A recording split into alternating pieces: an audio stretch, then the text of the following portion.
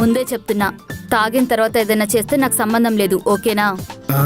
వామ్మో, ఇది తాగాక ఏం రచ్చ చేస్తుందేమో.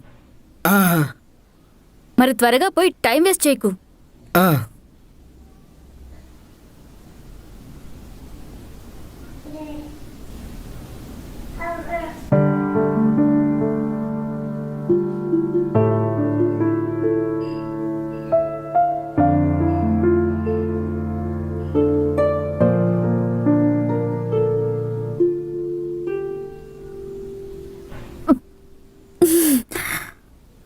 నా కళ్ళు తిరుగుతున్నాయి బేబీ.